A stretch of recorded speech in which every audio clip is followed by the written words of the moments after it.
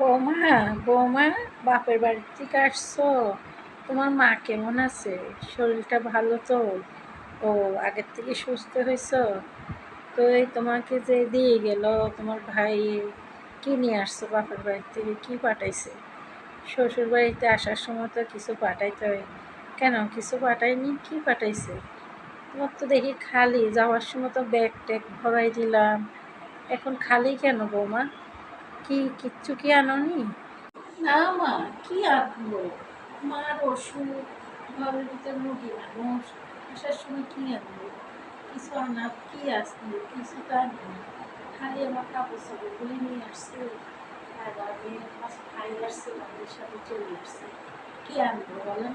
সবসময় এই বুড়িটা বাপের বাড়ি থেকে কি আনছে না আনছে সবসময় চুপ।